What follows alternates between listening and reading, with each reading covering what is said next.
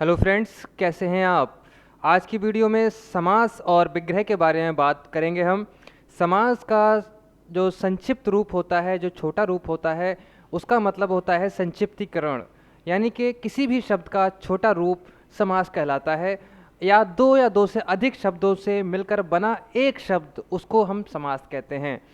जैसे हम चलते हैं आज द्वंद्व समास की तरफ। आज की बात जो होगी वो केवल द्वंद्व समास के बारे में होगी।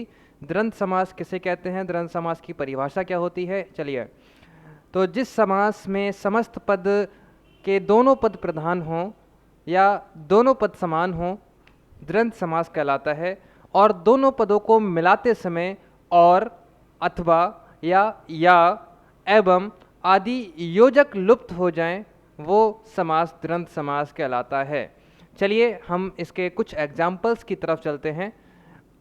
एक चीज़ और जो बहुत इम्पोर्टेंट है, रेड कलर में हाईलाइट की हुई है, जिस समास में दोनों पद प्रधान होने के साथ साथ एक दूसरे के विपरीत अर्थ वाले भी होते हैं, द्वंद्व समास कहलाते हैं।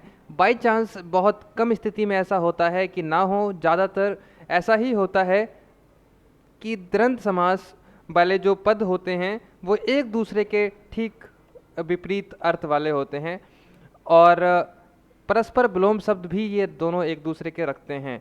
चलिए हम बात करते हैं द्वंद्व। द्वंद्व का जो शब्द है, उस द्वंद्व का अर्थ होता है संघर्ष। समान क्षमता वालों के बीच का संघर्ष रोमांचक होता है, और साधारण शब्दों में लड़ाई बराबर वाले लोगों में होती है। और शब्द एक दूसरे के कैसे उल्टे होते हैं, इसके एग्जाम्पल की तरफ हम चलते हैं। एक शब्द है अन्न जल। अन्न जल को अगर हम समास और विग्रह करेंगे तो अन्न और जल, यानी कि इन दोनों शब्दों के बीच में और लग गया है। जब और किसी भी शब्द के बीच में आता हो और दोनों एक दूसरे के उल्टे हों, तो द्वंद्व समास की पहचान कराते हैं। द्वंद्व समास की सबसे ज़्यादा यही पहचान है कि दोनों शब्दों के बीच में और लगाकर, या लगाकर, अथवा लगाकर आप इनका समास के साथ विग्रह कर सकते हैं। यहाँ पर अपना पराया, अपना और पराया, देखिए यहाँ पर दोनों एक दूसरे के उल्टे यानी एक दूसरे के विपरीत अर्थ निकाल रहे हैं, अपना और पराया। इसी तरीके से नीचे वाला है राजा और रंक। यहाँ पर देखिए राजा और रंक भी हैं, और यहाँ पर एक दूसरे के जो मीनिंग है, जो अर्थ निकल के आ रहे हैं, वो बिल्कुल विपरीत आ रहे हैं, बिल्कुल विलोम है, राजा और रंक। देखिए आप इसी तरीके से और चलते हैं नीचे की तरफ।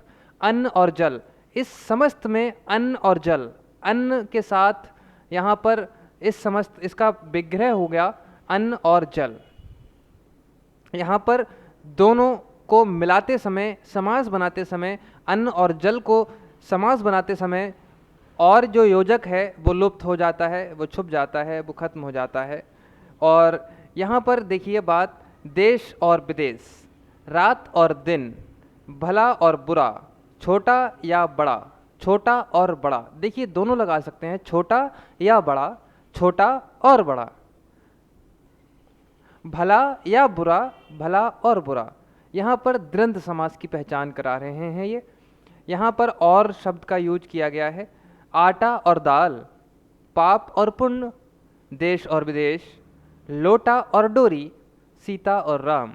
यानी यहाँ हम कह सकते हैं दो शब्दों के बीच में अगर और लगाकर हम उसका विग्रह करेंगे, तो सीता और राम का विग्रह करने पर और अगर हमने बीच में लगाया तो ये एग्जाम्पल हो जाएगा द्वंद्व समास का। ऊंच नीच, ऊंच नीच जो शब्द है उसका विग्रह करने पर ऊंच और नीच करेंगे, यहाँ पर और आया दोनों के बीच में, इसका मतलब होगा ये द्वंद्व समास है। तो ऐसे बहुत सारे शब्द द्वंद्व समास के एक उदाहरण में आते हैं। आपको बस द्वंद्व समास समझ में आ गया होगा, उम्मीद करूँगा ये वीडियो में आपको समझ में आता होगा। राधा और कृष्ण, राधा और कृष्ण, राजा प्रजा, राजा और प्रजा को हम तोड़ेंगे तो राजा और प्रजा ही करेंगे ना, कोई दूसरा कुछ नहीं कर सकते इसमें। गुण और दोष एक दूसरे के ठीक उल्टे हैं। एक देखिए, गुण का मतलब होता है किसी के भी गुण कह सकते हैं, किसी की क्वालिटीज़ कह सकते हैं, और दोष उसकी कमियां हो सकती हैं। तो एक चीज़, एक के तो फायदे हैं और दूसरी चीज़ के नुकसान हैं। नुकसान और फ़ायदा, सुख और दुख, एड़ी और चोटी, लेन देन, जन्म मरण, पाप पुण्य, रात और दिन। तो ये सब जो शब्द हैं वो एक दूसरे के ठीक विपरीत हैं, ठीक विलोम शब्द हैं। जो शब्द एक दूसरे के विलोम होते हैं और वो सब द्वंद्व समास में आते हैं। तो द्वंद्व समास के बारे में हमें उम्मीद है ये सब समझ में आ गया होगा।